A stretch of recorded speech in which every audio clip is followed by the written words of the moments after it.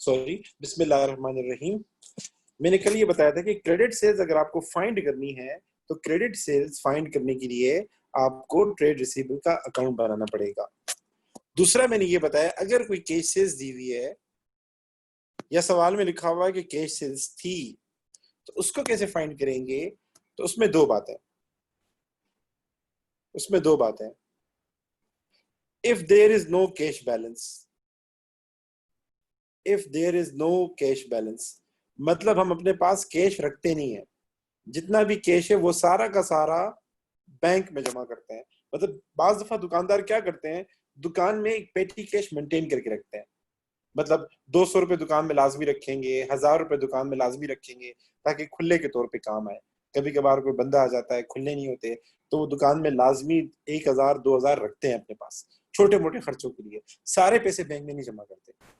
तो अगर सवाल में ऐसा कुछ भी नहीं है कि ओपनिंग कैश कितना था, क्लोजिंग कैश कितना था, और आपको कैश सेल्स अगर फाइंड करनी हो तो उसका फॉर्मूला मैंने ये बताया था कि cash sales is equal to,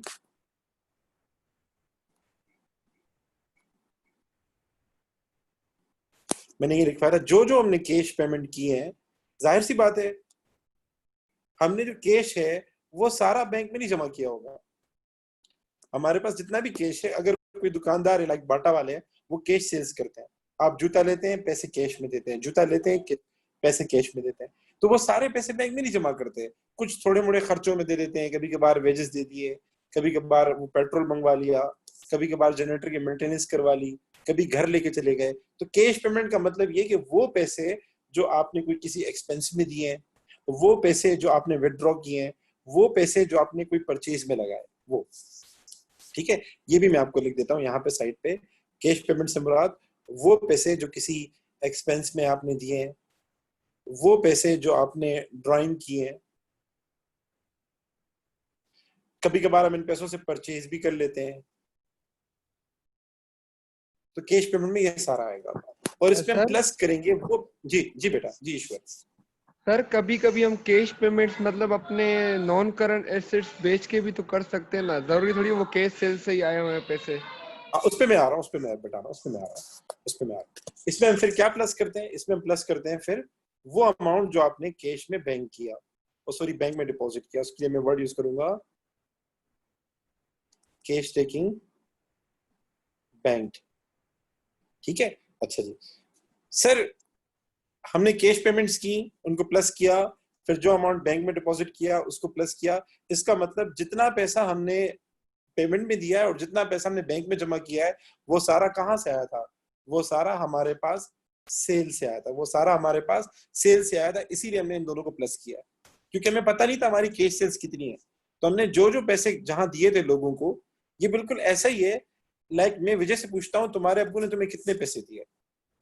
विजय कहता है सर वो तो मुझे याद नहीं है, लेकिन मुझे ये पता है कि मैंने 1000 रुपए दोस्त को दिए थे, 1000 रुपए अपने काम में लगाए, कितने हो गए? 2000 रुपए, और 2000 रुपए जाके मैंने बैंक में जमा कर दिए।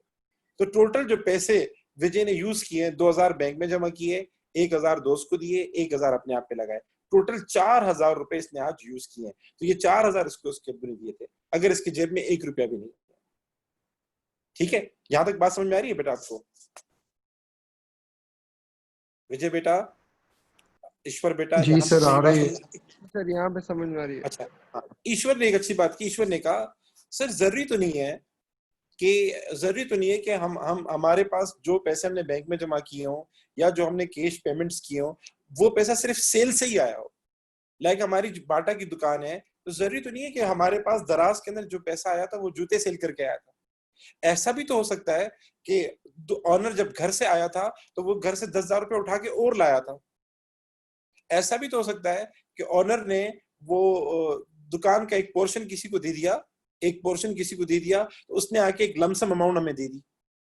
कभी कभार होता है ना, हम कोई एसेट डिस्पोज कर लेते हैं।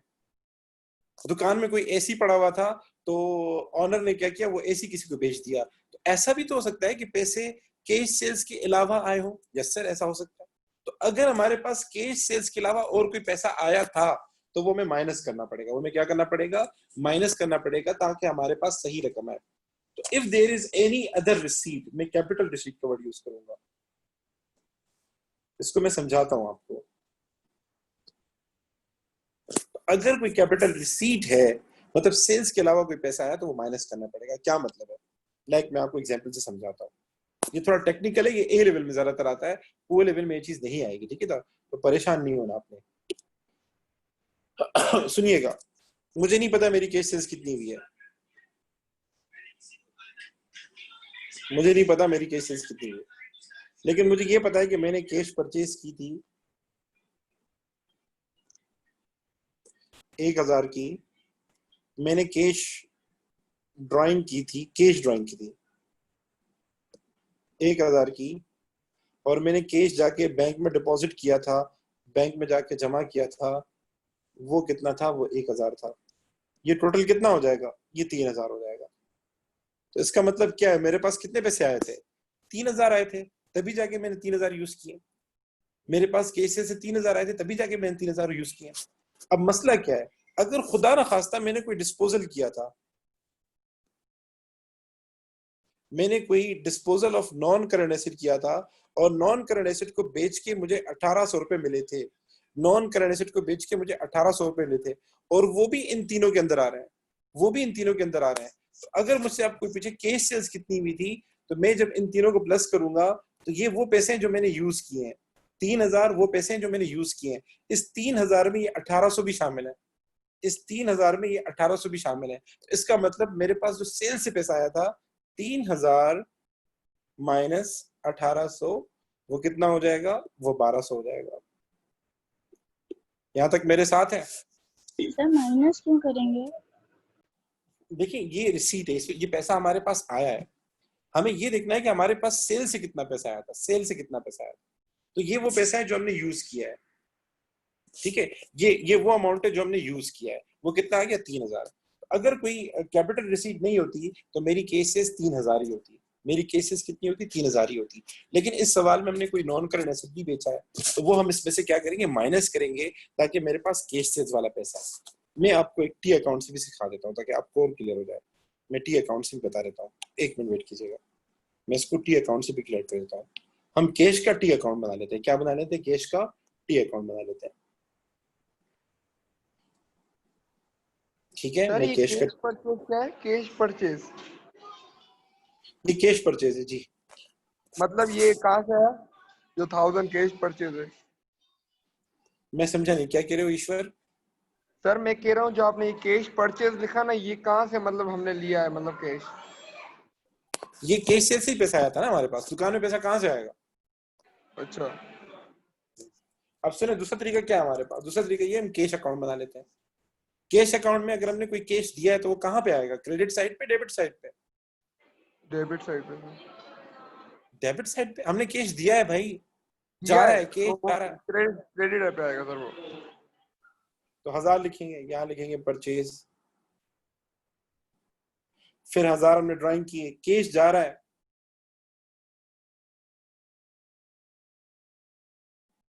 फिर हमने 1000 बैंक में जमा किए, ठीक है? अब होता क्या है, जब हम सेल करते हैं ना, हम कैश सेल्स करते हैं, तो कैश आता है, कैश हमारे पास क्या होता है? आता है।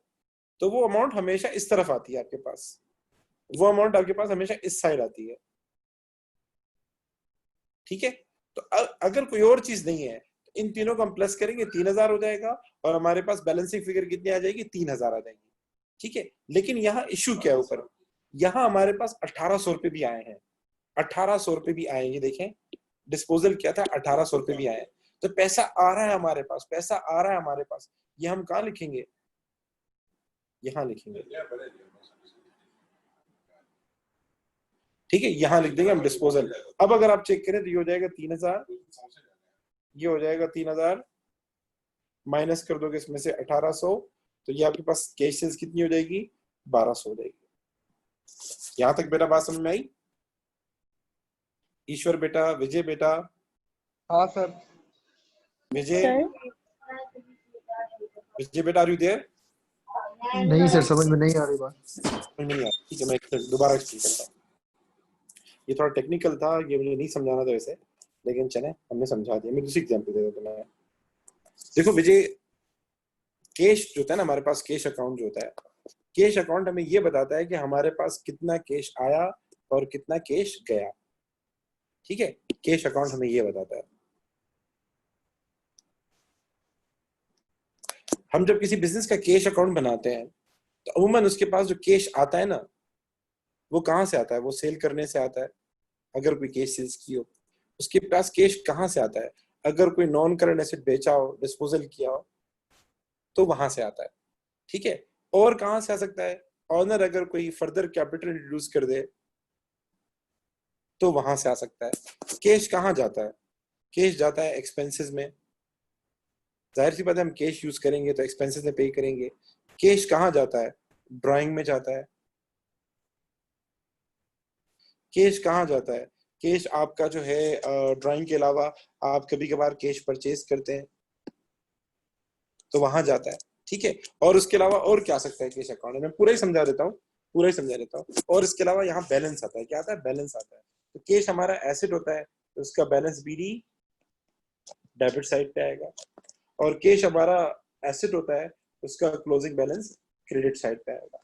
और कभी कभार हम कैश बैंक में जमा कर देते हैं तो जो कैश हम बैंक में जमा कर देते हैं वो क्रेडिट साइड पे आता है कैश अकाउंट पे। यहाँ तक अच्छा कोई कोई इशू? कर्जा ले तो? अगर कोई कर्जा ले तो वो यहाँ डेबिट साइड पे आएगा,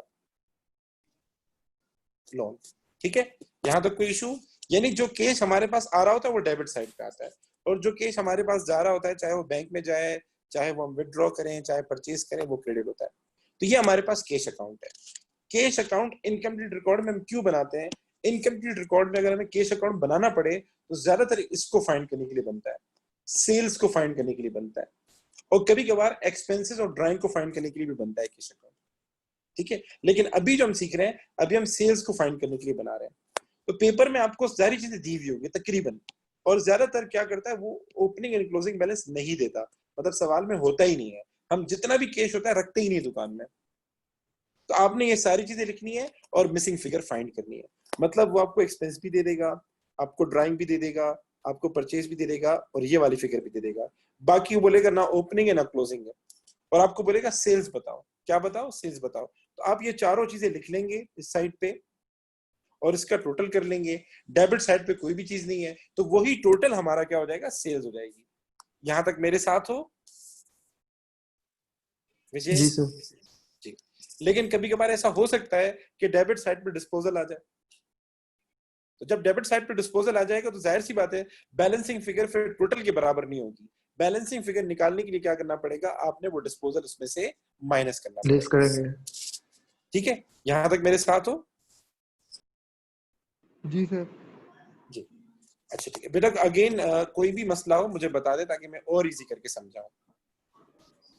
कोई इशू नहीं है। ठीक है, अभी हम सवाल करने जा रहे हैं, डायरेक्ट हम सवाल करने जा रहे हैं ताकि आपके कॉन्सेप्ट क्लियर हो जाए। तो हम एक सवाल कर रहे हैं, ओ लेवल का कर रहे हैं, ताकि आप लोगों की बेस स्ट्रांग हो जाए। अरे यार ये मैंने रन क्यों नहीं किया यार, ये मसला हो गया ना, मुझे खुद ही बनाना पड़ेगा सवाल। चले, ओ लेवल में एक सवाल आया था, मैं पूरा लिख के दे रहा हूँ आपको। 1 जनवरी 2011, 31 दिसंबर 2011 ट्रेड रिसीवेबल दिए हुए थे। ट्रेड रिसीवेबल थे 10,000। बेटा कैलकुलेटर रख लीजिएगा अपने पास। फिर ट्रेड पेबल दिए हुए थे, ट्रेड पेबल दिए थे 5,000, एंड ये थे कितने? 15,000। बल्कि थोड़ा हाई फाई कर देता हूँ, इन्वेंट्री भी दी हुई थी। इन्वेंट्री दी हुई थी 2,000। 2,000 कम हो जाएगी, थोड़ी ज्यादा दे दो। और 4,000। ठीक है, उसके बाद नीचे लिखा हुआ था रिसीट, बल्कि नीचे मैं आपको बैंक अकाउंट बना के दे रहा हूँ ताकि थोड़ा मजा आ जाए। ये क्या है? ये बैंक अकाउंट है। पेपर में आपको एसेट एंड लायबिलिटीज देता है, मतलब साल के शुरू में कितनी है, साल के आखिर में कितनी है। Asset and liabilities like trade receivable asset है, इन्वेंट्री एसेट है, ट्रेड पेबल लायबिलिटी है। और बैंक अकाउंट देता है क्वेश्चन में, चाहे ओ लेवल का हो चाहे ए लेवल का क्वेश्चन हो। अच्छा, बैंक में वो आपको क्या देगा? बैंक में आपको बैलेंस देगा, बैलेंस को इग्नोर करें। बैंक में आपको कहता है कि मेरे सिबिल ने दिए थे 50,000 रुपए, ट्रेड रिसीवेबल ने दिए थे। फिर वो कहता है कि हमने बैंक में कुछ कैश भी जमा किया था, वो कैश कितना था? 10,000। ये कैश बैंक है, ठीक है। फिर वो कहता है हमने ट्रेड पेबल को भी पैसे दिए थे। ट्रेड पेबल को कितने पैसे दिए थे? ट्रेड पेबल को हमने दिए थे, ले लेते हैं 20,000। ये हमने ट्रेड पेबल को पैसे दिए थे। और नीचे एक स्टेटमेंट देता है,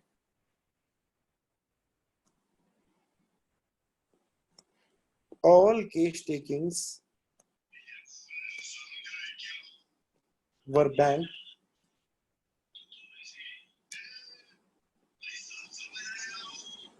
except all cash taking were banked except वो कह रहा होता है कि कुछ पैसे हमने बैंक में जमा नहीं किए थे। वो ड्राइंग की थी ऑनर ने 1,000 रुपए की,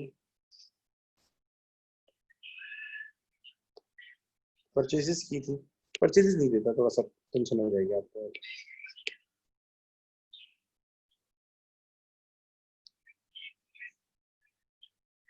एक्सपेंसेस पे किए थे 2,000 रुपए, ये कैश से पे किए थे, कैश से पे किए थे।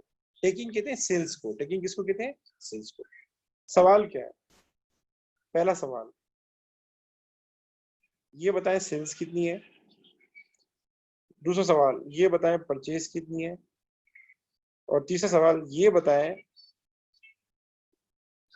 ग्रॉस प्रॉफिट कितना है।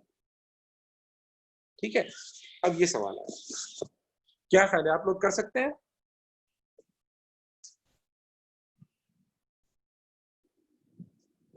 जी बेटा। सर ये टोटल सेल्स है या कौन सी सेल्स फाइंड करनी है सर? आप लोग पहले क्रेडिट सेल्स फाइंड करेंगे, ट्रेड रिसीवेबल का अकाउंट बनाएंगे। पहले आप लोग क्रेडिट सेल्स फाइंड करेंगे। क्या करेंगे?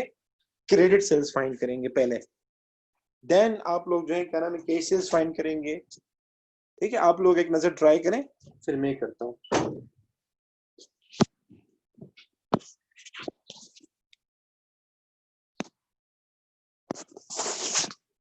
पानी लेकर आना, भले फैन चला लो और दरवाजा खोल दो, तकिया रख दे वहां पर जाके, और तकिया रख दो और फैन चला लो, पानी लेकर आओ। जी, आप में से जिसका आंसर आ जाए मुझे खुद से वॉइस नोट ऑन करके बता दे। सिर्फ पहले क्रेडिट सेल्स बताए कितनी आ रही थी।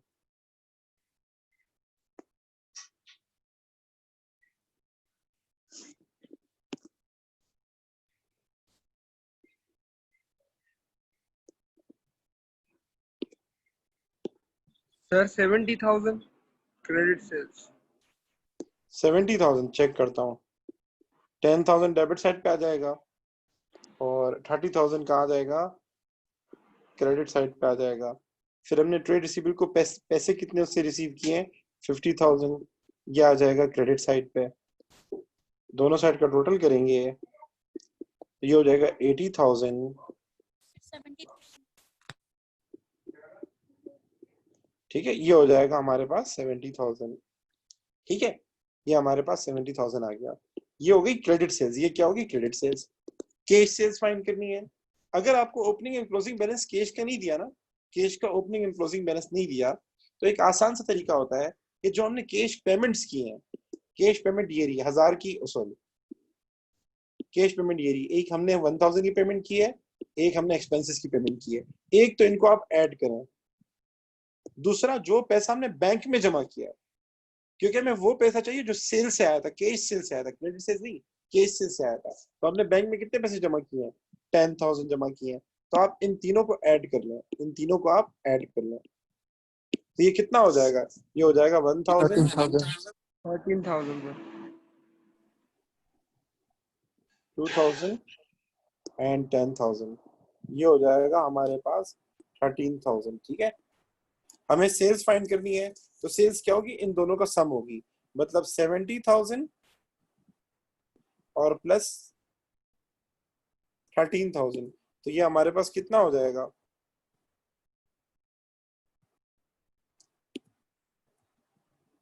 ये हो जाएगा हमारे पास 83,000। यहां तक मेरे साथ हैं? ये हमारे पास टोटल सेल्स आ गई।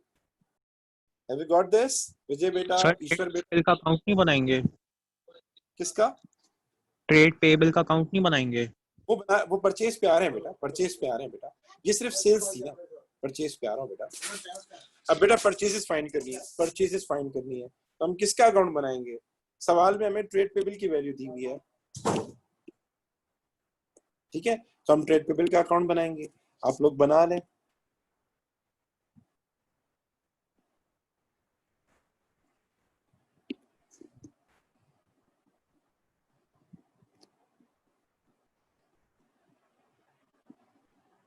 ट्रेड पेबल लायबिलिटी होती है, बीडी कहाँ आता है? बीडी क्रेडिट साइड पे आता है। Sir credit purchase 30,000। ईश्वर बेटा क्या खाते हो तुम? जी सर। तुम्हारी मतलब इतनी स्पीड का राज क्या है? सर सॉरी, एक्चुअली जी सर सर मैंने ओ लेवल्स में बहुत सारी ज्यादा स्पीड की प्रैक्टिस की थी, तो अब हो रहा है जल्दी जल्दी सर। ठीक है ठीक है, आप मेरी तारीफ में खुश मत होइएगा। जिन लोगों की मैं ज्यादा तारीफ करता हूँ उनके ग्रेड खराब आता है। ये हो जाएगा 35,000, ये हो जाएगा 35,000। सर ये 20,000 कहाँ से आया? देखो जब ट्रेड पेबल का अकाउंट बनाएंगे पेमेंट तो लिखनी होगी ना, और पेमेंट कहाँ से पता लगेगी? बैंक से। तो ये 20,000 देखें, हमने जब कोई पेमेंट की होगी ट्रेड पेबल को तो वो बैंक के अंदर आ रही होगी, ठीक है, तो ये हमारे पास आ जाएगा, आई थिंक सो 30,000 आ जाएगा। ये हमारी हो जाएगी क्रेडिट परचेसेस। सो 30,000 लिख दें आप परचेसेस। अगला सवाल जो सबसे असल है वो ये कि वो बोला ग्रॉस प्रॉफिट बताओ। ग्रॉस प्रॉफिट के लिए आपको इनकम स्टेटमेंट बनानी पड़ेगी। क्या बनानी पड़ेगी? इनकम स्टेटमेंट, जो असल है हमें, जो हमें बनानी है, ठीक है। तो अभी इनकम स्टेटमेंट बनाते हैं। यहाँ तक कोई इशू किसी को भी? दुआ बेटा, यास्मीन बेटा एंड बाकी मुंतहा बेटा, any issue? No sir. No, ठीक है, ओके। चलिए जी हम इनकम स्टेटमेंट बनाते हैं। जो असल काम है ना हमारे पेपर में जो आता है वो ये है इनकम स्टेटमेंट बनाना। तो अभी हम ग्रॉस प्रॉफिट तक सीख रहे हैं, ठीक है। अगर आपने ग्रॉस प्रॉफिट तक भी सीख लिया ना बहुत अच्छा हो जाएगा। इनकम स्टेटमेंट में सबसे पहले क्या लिखते हैं? सेल्स लिखते हैं। उसके लिए मैं वर्ड यूज कर लेता हूँ रेवेन्यू। तो हमारे पास सेल्स कितनी थी आप देख सकते हैं, 83,000। तो हम लिखेंगे कितना? 83,000। फिर हम क्या करते हैं? लेस लिखते हैं कॉस्ट ऑफ सेल्स।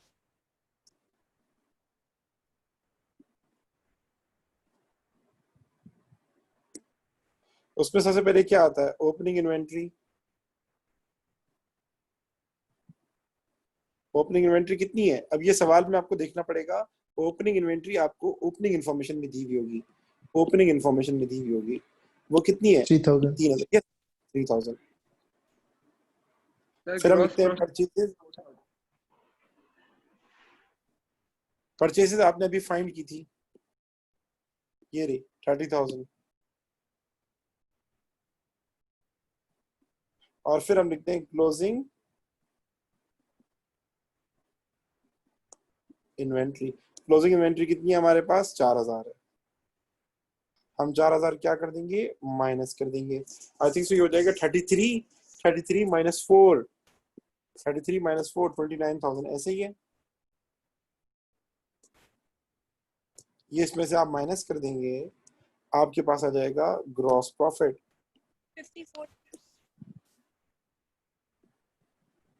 54,000। शाबाश बेटा, मतलब आपने इनकम रिकॉर्ड सीख लिया। यही तो है इनकम स्टेटमेंट में, सेल्स फाइंड करना, परचेज फाइंड करना। यहां तक बात क्लियर हुई? जी सर। आगे चले? जी सर क्लियर अच्छा है। जी। एक तरीका तो हमारे पास ये होता है सेल्स एंड परचेज फाइंड करने का। हम लोग क्या करते हैं? Trade payable trade receivable account बनाते हैं। कभी कभार क्या करता है वो सेल्स के लिए आपको, मतलब सेल्स फाइंड करने के लिए ट्रेड रिसीवेबल का अकाउंट नहीं बनाना पड़ेगा, मतलब बना ही नहीं सकते। कभी कभार पेपर में सवाल आता है और हमें सेल्स फाइंड करनी होती है, तो वो क्या करता है, सीन ये कर देता है कि ट्रेड रिसीवेबल का क्लोजिंग बैलेंस नहीं देता, ट्रेड रिसीवेबल का क्लोजिंग बैलेंस नहीं देता, ठीक है। जब वो ट्रेड रिसीवेबल का क्लोजिंग बैलेंस नहीं देगा आपको, तो ये तो प्रॉब्लम हो जाएगी। क्योंकि अगर आप जब ट्रेड रिसीवेबल का अकाउंट बनाएंगे, बीडी लिखेंगे, पैसे लिखेंगे, तो फिर सीडी भी चाहिए होगा। और सवाल में अगर सीडी मिसिंग होगा तो एक अकाउंट से दो चीजें फाइंड नहीं हो सकती। आप कोई भी अकाउंट बनाए, आप बीडी लिखें, सीडी लिखें, तो एक चीज फाइंड हो सकती है। एक वक्त में दो चीजों को आप कैसे प्रोपोर्शन करेंगे? सर सो फिर वो कभी ग्रॉस प्रॉफिट मार्जिन देगा? एक्सीलेंट एक्सीलेंट, मैं उससे कह रहा हूं। तो कभी कभार पेपर में क्या होता है, सेल्स फाइंड करने के लिए ट्रेड रिसीवेबल का अकाउंट, या तो ट्रेड रिसीवेबल की फिगर दी ही नहीं होगी, ट्रेड रिसीवेबल की फिगर दी नहीं होगी, ना ओपनिंग ना क्लोजिंग, या फिर ओपनिंग देगा क्लोजिंग गायब कर देगा। तो क्या करें? तो फिर हम क्या करते हैं, एक और तरीका यूज करते हैं, markup and margin. Markup and margin, cost of sales आप कैलकुलेट कर सकते हैं, कॉस्ट ऑफ सेल्स आप कैलकुलेट कर सकते हैं, बस इसके ऊपर परसेंटेज लगानी पड़ती है, इसके ऊपर परसेंटेज लगानी पड़ती है। तो आप सबको मार्कअप मार्जिन आता है? जी सर, दोनों कन्वर्ट करने आते हैं, मार्कअप से दो मार्जिन, कन्वर्ट मार्जिन। करने आते हैं। तो मैं बहुत सारी चीजें करवाता हूँ, किसी को एससीपी कन्वर्जन, आज मैं कन्वर्जन करवा देता हूँ, ठीक है आपको, क्योंकि ज्यादातर बच्चे मुख्तलिफ जगहों से आए हुए होते हैं, उन्होंने मार्कअप मार्जिन कन्वर्जन सीखी होती है, तो मैं वो सिखा देता हूँ। तो स्टार्ट करते हैं। सर वो एससीपी वाला करवाएं। दोनों करवाऊंगा, एससीपी भी कराऊंगा एंड कन्वर्जन भी कराऊंगा, दोनों करवा दूंगा, ठीक है बेटा, ताकि मसला नहीं हो। अब उसमें क्या होता है, सबसे पहले आपको अभी होता ये है कि मेरे पास एक गुड है, उसकी सेलिंग प्राइस 100 है, ठीक है, और उसकी कॉस्ट प्राइस क्या है हमारे पास, बल्कि मैं कॉस्ट प्राइस 100 है और सेलिंग प्राइस 125 है, ठीक है। तो मेरा प्रॉफिट कितना हो गया? 25 हो गया। अब इस 25 को एक्सप्रेस करने के दो तरीके होते हैं। लोगों को ये बोलने की, लोगों को ये बताने का कि मैं 25 रुपए प्रॉफिट कमाता हूँ, बड़ा अजीब लगेगा, लोग हंसेंगे, यार 25 रुपए कमाता है, सिर्फ 25 रुपीज, कितना अजीब बात है। तो इसको बजाय एक्चुअल फिगर बताने के हम परसेंटेज में बताते हैं। क्या करते हैं? परसेंटेज में बताते हैं। तो अगर इस प्रॉफिट को मैं in terms of selling price अगर बताऊं, अगर इस प्रॉफिट को 25 को in terms of selling price बताऊं कि ये मेरी सेलिंग प्राइस के कितना परसेंट बनता है, तो उसको हम प्यार से कहते हैं मार्जिन। क्या कहते हैं? मार्जिन। मार्जिन में क्या होता है, आप 25 को डिवाइड कर देते हैं 125 से, मल्टीप्लाई कर देते हैं 100 से, ये हो जाएगा आपके पास 20%, ठीक है। तो ये, तो लोगों को अगर मुझे बताना हो, बजाय ये बोलने के कि मेरा 25 रुपए प्रॉफिट है, तो लोगों को मैं ये कह सकता हूँ कि मेरी सेलिंग प्राइस 125 है और मेरा मार्जिन 20% है। तो ये थोड़ा सा सोबर लगता है, ये फॉर्मल लगता है। माइक बंद कर दे बेटा, माइक बंद कर दे। तो मार्जिन का मतलब क्या होता है? मार्जिन का मतलब होता है profit as a percentage of sales. यहां तक मेरे साथ है? मार्जिन का मतलब क्या होता है? Profit as a percentage of sales. Margin जब भी मालूम करना हो और मार्जिन के एंगल में जब भी प्रॉफिट मालूम करना हो, आपने इस 20% को किससे मल्टीप्लाई करना होगा? इस 20% को किससे मल्टीप्लाई करना पड़ेगा? सेलिंग प्राइस से। मार्जिन की दोस्ती सेलिंग प्राइस से होती है। यहां तक मेरे साथ है? जी सर। ठीक है। और एक होता है मार्कअप, मेरे मतलब समझते हैं। मार्कअप में क्या होता है, यही प्रॉफिट है हमारे पास 25, और इस 25 को बजाय अपनी सेलिंग प्राइस का परसेंटेज बताने के हम अपनी कॉस्ट प्राइस का परसेंटेज बताते हैं। तो अगर मैं इस 25 को डिवाइड बाय 100 कर दूं एंड देन मल्टीप्लाई बाय 100 कर दूं, तो ये हो जाएगा 25%। तो बजाय ये बोलने के कि मेरा 25 रुपए प्रॉफिट है, 25 रुपए प्रॉफिट है, मैं लोगों को ये कह सकता हूं कि मैं 25% मार्कअप कमाता हूं, मैं 25% मार्कअप कमाता हूं। क्या मतलब है कि जो मेरी कॉस्ट है, जो मेरी कॉस्ट है, मैं उसका 25% अर्न करता हूं। तो मार्कअप किस पे लगता है? मार्कअप कॉस्ट पे लगता है। और मार्जिन किस पे लगता है? सेल्स पे लगता है। यहां तक मेरे साथ है? जी सर। तो पेपर में क्या होगा, वो आपको कॉस्ट ऑफ सेल्स बता देगा, या कॉस्ट ऑफ सेल्स आप कैलकुलेट कर लेंगे, कॉस्ट ऑफ सेल्स आप कैलकुलेट कर लेंगे। लाइक ये पीछे देखें, ये कॉस्ट ऑफ सेल्स दी हुई है नीचे, ये कॉस्ट ऑफ सेल्स है, तो ये कैलकुलेट हो सकती है। ओपनिंग इन्वेंट्री भी दी हुई होगी, क्लोजिंग इन्वेंट्री भी दी होगी, परचेज भी दी होगी, तो कॉस्ट ऑफ सेल्स आप इजीली कैलकुलेट कर लेंगे। लेकिन सेल्स की वैल्यू के लिए, सेल्स की वैल्यू आपको नहीं देगा वो, तो उसके लिए क्या करेगा, वो आपको मार्कअप या मार्जिन दे देगा। वो क्या दे देगा? मार्कअप या मार्जिन दे देगा। For suppose cost of sales है हमारी 1 लाख, 1 लाख, और वो आपको कहता है कि हमारा मार्कअप कितना है, मार्कअप 20% है, ये बताओ सेल्स कितनी है। तो इसके दो तरीके हैं, इसके दो तरीके, दोनों तरीके बता देता हूं। एक तरीका हमारे पास ये होता है कि आप ग्रॉस प्रॉफिट मालूम कर लें, प्रॉफिट मालूम कर लें, आप ग्रॉस प्रॉफिट मालूम कर लें या फिर प्रॉफिट मालूम कर लें। So gross profit and profit कैसे मालूम करेंगे? ये मार्कअप दिया हुआ है, और मार्कअप किस पे लगता है? Cost of markup sales. Cost of sales पे लगता है, कॉस्ट ऑफ सेल्स भी दिए हुए हैं, मतलब दोनों वैल्यूज गिवन है, तो जस्ट मल्टीप्लाई कर दो, जस्ट मल्टीप्लाई कर दो 1 लाख से, तो ये कितना आ जाएगा, ये आ जाएगा 20,000, 20,000 और ये 20,000 क्या है आपका ग्रॉस प्रॉफिट। Gross profit. तो आपकी सेल्स कितनी होगी? सर होंगी अब बेटा आप 1। ईश्वर खामोश रहो, ईश्वर बेटा प्लीज देखिए, कॉस्ट हमारी 1 लाख है और जो प्रॉफिट उस पे जो ऊपर पैसा हमने कमाया वो 20,000 है। तो जब भी हमें सेल फाइंड करनी हो और कॉस्ट ऑफ सेल्स भी दिया हुआ हो और जीपी भी दिया हो, तो आप इसको ऐड कर दें। हम सबको पता है सेल्स में से कॉस्ट ऑफ सेल्स माइनस करते हैं तो जीपी आता है, इसको जब वहां ले जाएंगे तो ये क्या हो जाएगा, उसके साथ प्लस हो जाएगा। यहां तक बेटा मेरे साथ है? जी सर। ये हो जाएगा 1 लाख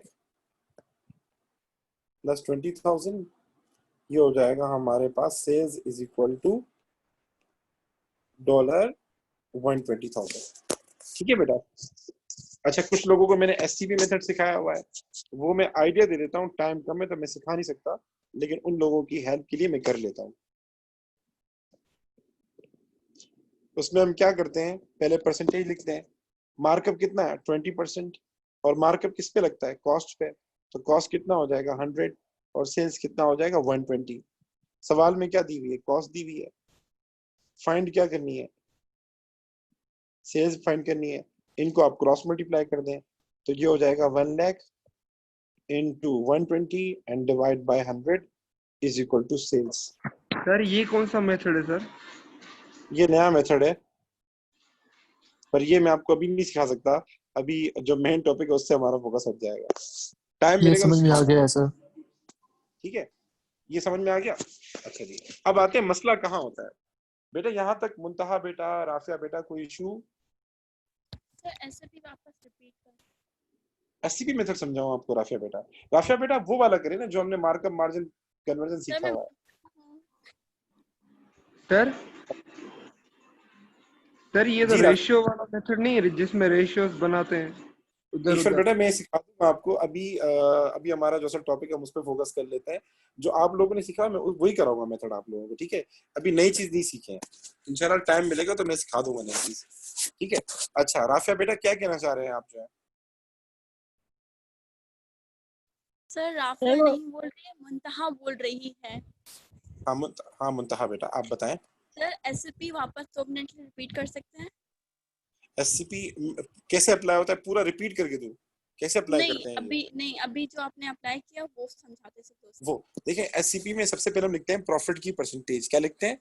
प्रॉफिट की परसेंटेज। वो भले मार्कअप मार्जिन हो, हमें सिर्फ वैल्यू से मतलब होता है, सिर्फ इस 20% से मतलब है, ठीक है? वो भले मार्कअप मार्जिन हो, मैंने लिखा 20%।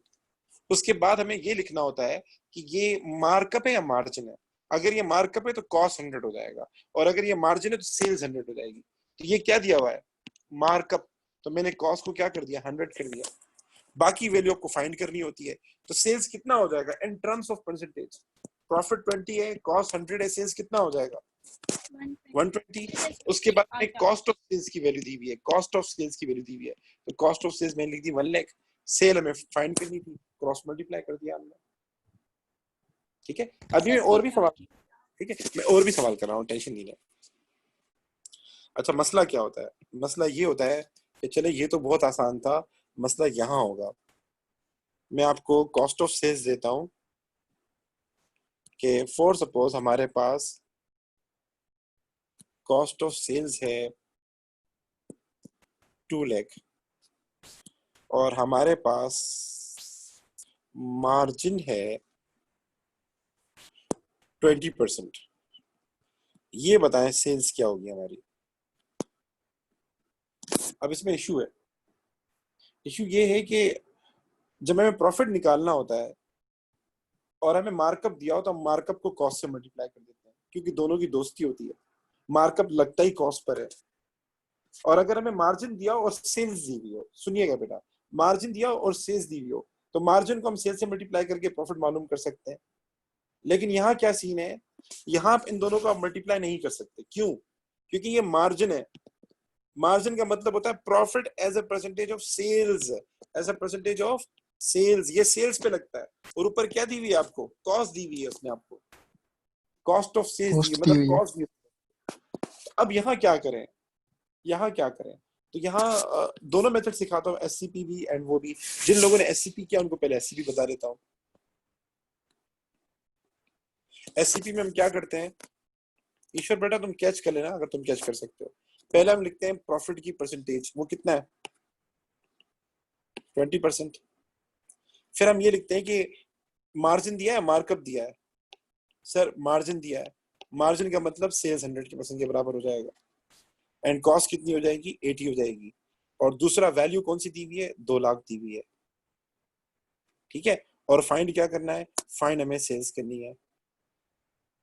आप इनको क्रॉस मल्टीप्लाई कर दें तो ये हो जाएगा 2 lakh into 100 divide by 80 is equal to sales, ठीक है। ये आप लोग कर लेना जिन लोगों ने सीबी सीखा हुआ है। अब आते हैं 25,000, बाकी लोगों पे। 25 lakhs। 2,50,000, जी सर, 2,50,000। ठीक है, ये तो हो गया। बाकी सर, लोगों की तरफ आता हूँ। मैंने कन्वर्जन वाला किया है, जो मार्कअप टू मार्जिन है। वही सिखा रहा हूँ बेटा, वही सिखा रहा हूँ। अब सुनिए, बाकी लोगों की तरफ आ जाता है। बाकी लोगों के लिए मेरा ये इशू है, देखें इसमें मसला ये आ रहा है कि मार्जिन लगता है सेल्स पे। मार्जिन पीछे बता चुका हूँ कि मार्जिन किस पे लगता है, मार्जिन सेल्स के ऊपर लगता है, सेल्स के ऊपर लगता है। और मार्कअप किस पे लगता है, कॉस्ट पे लगता है। यहाँ तो दुश्मन दे दिए दोनों भाई, मार्जिन एंड कॉस्ट दे दिए, दुश्मन एक दूसरे के। अब क्या करें, दुश्मन को दोस्त बनाना पड़ेगा, थोड़ी सी ख्वारी करनी पड़ेगी। ख्वारी का क्या मतलब है, पहले इसको आप फ्रिक्शन में लिखें। क्या लिखें, पहले इसको आप फ्रिक्शन में लिखें, इसको मार्कअप में हम कन्वर्ट करेंगे। इस मार्जिन को हम क्या करेंगे,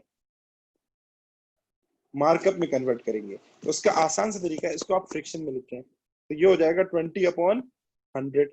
यहां तक मेरे साथ हैं गाइस, Yes, मुंतहा sir. बेटा, जी इसको सर। पहले फ्रिक्शन में लिखेंगे, ये हो जाएगा 20/100। दूसरा काम क्या करेंगे, इसके आखिर में क्या आ रहा है, मार्जिन के आखिर में एन आ रहा है। एन का मतलब क्या है, नेगेटिव। एन का मतलब क्या है, नेगेटिव। तो ये जो न्यूमरेटर है इसको नीचे जाके माइनस कर देंगे, नीचे जाके माइनस कर देंगे, तो ये हो जाएगा 20/80। ये हमारे पास आ गया, एक परसेंटेज आ गई। इसको आपने मल्टीप्लाई करना है कॉस्ट से। अब ये दोस्ती हो गई, ये मार्कअप आ गया। तो 20/80 मल्टीप्लाई बाय 2 लाख। अब आपके पास प्रॉफिट आ जाएगा, वो कितना हो जाएगा, 50,000, ठीक है। तो हमारे पास सेल्स कितनी हो जाएगी, अगर कॉस्ट 2 लाख है और प्रॉफिट 50,000 का है, यानी ग्रॉस प्रॉफिट, तो सेल्स कितना हो जाएगा, 2,50,000। यहां तक मेरे साथ है। Yes, sir. पहले मैं देखूं मेरे साथ कौन कौन है, ताकि मैं आगे नहीं जाऊं, वरना बच्चे कंफ्यूज हो जाएंगे। जी, दुआ बेटा, आपको समझ में आ रहा है, क्लिक हो रहा है कुछ? जी सर। चले हम एक और एग्जांपल कर दें ताकि और जहन खुले आपका, ठीक है। डिफरेंट किस्म की कराऊंगा, आपको टेंशन थोड़ी सी होगी, लेकिन टेंशन में ही जिंदगी होती है। अगर सवाल में आपको वो सेल्स दे दे, सर जी बेटा, सर आपने CSP में जो C वाली वैल्यू है वो आपने रखी है 80%, सर, पर कॉस्ट प्राइस हमें 100% होती है ना। कॉस्ट प्राइस तब 100% होती है जब आपके पास बेस, वो बेस के तौर पे यूज हो, बेस के तौर पे। जब when you are speaking about margin, margin लगता है किसके ऊपर, सेल्स के ऊपर। तो अकॉर्डिंग टू मैथ्स, सेल्स हमारे पास 100%। जो हमारे पास मार्जिन होता है ना, मार्जिन, मार्जिन का मतलब क्या है, कि जो भी मेरा प्रॉफिट है वो as a percentage of sales है। तो बेस क्या होगा, सेल होगा। तो जो बेस होता है वो हमेशा 100 के बराबर होता है। तो वहां बेस सेल्स है, वहां बेस कॉस्ट नहीं है। मार्कअप में हमेशा कॉस्ट 100 के बराबर होता है। बेटा मैं एक पूरी वीडियो भेजूंगा जिस एससीपी में मैंने बनाई है, पूरी अलग से पड़ी हुई है, वो आप गो थ्रू कर लीजिएगा, मैं ग्रुप में भेज दूंगा, तो उससे थोड़ा सा कॉन्सेप्ट आपका बेहतर हो जाएगा, ठीक है। अच्छा जी, सेल्स हमारे, आप तकरीबन मैं समझता हूँ सब लोगों ने मार्कअप मार्जिन पढ़ा हुआ है, इसीलिए मैं इसकी डिटेल में नहीं किया। किसी ने कन्वर्जन सीखा हुआ है, किसी ने एससीपी सीखा हुआ है, तो इसीलिए मैंने टाइम बचाने के लिए मैंने डायरेक्ट सवाल करवाया, ठीक है बेटा। फिर भी मैं आपको वीडियो भेज दूंगा। तो सेल्स 5 लाख है, ये थोड़ा डिफरेंट कर रहा हूँ, और मार्कअप हमारे पास है कितना कर देते हैं 25% कर देते हैं। ये बताएं कॉस्ट ऑफ सेल्स क्या होगी। अब मैं कॉस्ट पूछ रहा हूं, तो पहले मैं ईश्वर वाला मेथड करवा देता हूँ, कन्वर्जन वाला। बेटा हमें मार्कअप दिया हुआ है, हमें मार्कअप दिया हुआ है, और मार्कअप किस पे लगता है? कॉस्ट पे। उसकी बेस क्या होती है? कॉस्ट। पर सवाल में तो सेल्स दे दी, ये तो दुश्मनी हो गई भाई। जहां दुश्मनी होती है फिर उसको कन्वर्ट करना पड़ता है, उसको दोस्त बनाना पड़ता है। तो सर दोस्त बनाने का रूल क्या है? पहले इंसान बनाओ उसको, पहले उसको फ्रिक्शन में लिखो, पहले उसको क्या करो, इंसान बनाओ परसेंटेज में, तो ताकि थोड़ा इजी हो जाए कन्वर्जन। तो उसको पहले हम क्या करेंगे, फ्रिक्शन में लिखेंगे। ये असूल हमेशा याद रखना है, चाहे मार्कअप टू मार्जिन कन्वर्जन हो, चाहे मार्जिन टू मार्कअप कन्वर्जन हो, पहले हमेशा किस में लिखो? फ्रिक्शन में लिखो। उसको फ्रिक्शन में लिख देते हैं। यहां तक मेरे साथ है ईश्वर बेटा? जी सर। दूसरा मार्कअप, आखिर में क्या आ रहा है? पी। पी का मतलब क्या होता है? पॉजिटिव। तो ये न्यूमरेटर जो है ऐड हो जाएगा डिनोमिनेटर में, तो ये कितना हो जाएगा? 25/125। तो ये आपके पास आ गया मार्जिन। अब आप इसको अप्लाई कर सकते हैं सेल्स के ऊपर। सो हम 25/125 को मल्टीप्लाई करेंगे 5 लाख से, तो ये आ जाएगा हमारे पास 1 लाख शायद, if I am not wrong. और आपको कॉस्ट ऑफ सेल्स चाहिए, तो कॉस्ट ऑफ सेल्स हमेशा कम होती है सेल्स से। सेल्स कितनी है? 5 लाख। ये सेल्स है बेटा, और प्रॉफिट कितना है? 1 लाख। तो प्रॉफिट माइनस करेंगे क्योंकि हमें कॉस्ट फाइंड करनी है।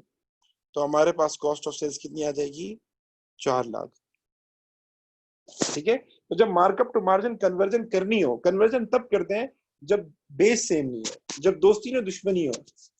लाइक इस सवाल में मार्कअप दिया और उसके बाद सेल्स दे दी। अगर कॉस्ट देता तो मैं कन्वर्जन कभी नहीं करता, डायरेक्ट अप्लाई करता परसेंटेज।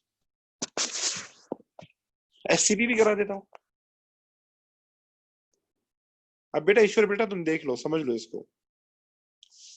पहले हम लिखते हैं प्रॉफिट की परसेंटेज। क्या लिखते हैं? प्रॉफिट की 25। वो कितना है? 25। फिर सवाल में क्या दिया? मार्कअप या मार्जिन? मार्कअप। मार्कअप किस पे लगता है? कॉस्ट पे। उसकी बेस कॉस्ट है, तो ये क्या हो जाएगा? 100। सेल्स आपको फाइंड करनी पड़ेगी परसेंटेज। क्या करें? ऐड करें माइनस करें इन दोनों को? सर ऐड कर दें। ऐड कर दें, ये 125 हो जाएगा। दूसरा आपको सवाल में क्या दिया हुआ है? सेल्स दिया हुआ है। सेल्स आप लिख दें 5 लाख। फाइंड क्या करनी है? फाइंड कॉस्ट ऑफ सेल्स करनी है। क्रॉस मल्टीप्लाई कर दें, तो ये हो जाएगा 5 lakh into 100 divide by 125 is equal to cost of sales. ये कितना आ जाएगा? 4 लाख। क्या ख्याल है? इजी मेथड है या नहीं है? सही, आसान है सर। आसान है, जल्दी काम हो जाए, डबल डबल मेहनत नहीं करनी पड़ती इसमें। असल में बच्चों को कभी कभार ये मेथड समझ में नहीं आता, इसीलिए मैं फिर दोनों ही करवा देता हूँ बच्चों को। अब मेरे साथ मसला रहता है, कभी कहाँ के बच्चे आते हैं, कभी कहाँ के आते हैं, तो वो एक मेथड पे स्टिक होते हैं, तो मजबूरन दोनों ही चलाता हूँ। जी गाइस, अब मैं आपको एक सवाल दे रहा हूँ, आप लोगों ने करना है। अगर आप लोगों ने समझ लिया है, अब मैं आप लोगों को सवाल दे रहा हूँ, आपने करना है। क्या ख्याल है, करेंगे आप लोग सवाल? ईश्वर बेटा, विजय बेटा, दे दें। ठीक है। जी सर। जो जल्दी करेगा उसका लेवल है। एक बार सोच समझ के आंसर बताना मुझे। कॉस्ट है हमारे पास 8 लाख, ठीक है, और मार्जिन है हमारे पास। अब ये मार्जिन दिया है, इसमें कन्वर्जन करनी पड़ेगी आपको। मार्जिन में कितना दे देता हूँ? 20%। ये बताएं सेल्स की वैल्यू क्या होगी?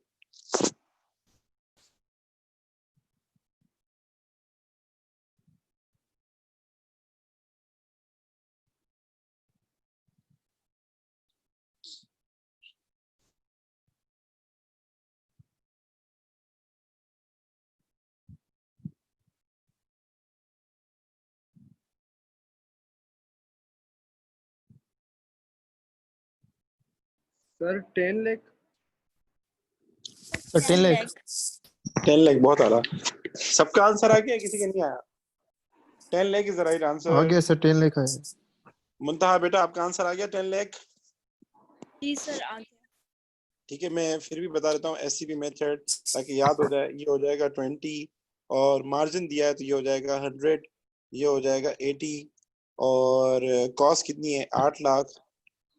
फाइंड क्या करना है, सेल्स क्रॉस मल्टीप्लाई करते हैं, ये हो जाएगा 8 लाख इंटू 100 डिवाइड बाय 80, ये हो जाएगा हमारे पास 1 मिलियन। ठीक है, और कन्वर्जन सीखते हैं तो पहले फ्रिक्शन में लिखो इसको, आखिर में दिया एन मार्जिन नेगेटिव माइनस कर दो तो ये हो जाएगा 20/80। इस 20/80 को आप 8 लाख के ऊपर अप्लाई करें, ये हो जाएगा 2 लाख। तो 2 लाख हमारा प्रॉफिट है, 8 लाख हमारी कॉस्ट है। तो सेल्स वैल्यू कितनी हो जाएगी, सेल्स वैल्यू हो जाएगी आपके पास 1 मिलियन हो जाएगी। ठीक है बेटा, तो ऐसा है मैं आपको ग्रुप में सवाल दूंगा इंशाल्लाह। हमारी जो क्लास है वो फिर नेक्स्ट वीक होगी, लेकिन मैं आपको सवाल दूंगा वो आपने करने होंगे। ठीक है, मैं ट्राई करूंगा कि आप लोगों की एक क्लास और भी रख लूं, अगर पॉसिबल होता है मंडे ट्यूसडे वेडनेसडे में एक एक्स्ट्रा क्लास रख दूं आप लोगों की। ठीक है, सो मैं ग्रुप में सवाल भेज दूंगा, वो आपने करने होंगे, मार्कअप मार्जिन वाले, ग्रॉस प्रॉफिट तक आपने काम करना होगा। तो ये स्टेटमेंट देख लें एक नजर, ये जो मैंने बनाई थी ना इनकम स्टेटमेंट, ये वाली, यहाँ तक आपने काम करना होगा इधर तक। ठीक है, तो मैं सवाल दूंगा, उसमें कॉस्ट ऑफ सेल्स भी आपको फाइंड करनी पड़ेगी। मतलब सवाल में ओपनिंग इन्वेंट्री भी दी हुई होगी, क्लोजिंग इन्वेंट्री भी दी हुई होगी, परचेज आपको फाइंड करनी होगी।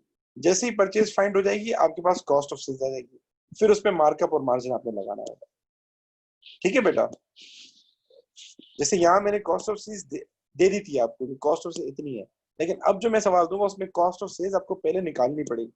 ओपनिंग इन्वेंट्री दी हुई होगी सवाल में और क्लोजिंग इन्वेंट्री सवाल में दी हुई होगी, परचेज आप फाइंड कर लो ट्रेड पेबल के अकाउंट से, कॉस्ट ऑफ सेल्स आ जाएगी, देन आपने आगे काम करना। ठीक है बेटा, एनी क्वेश्चन?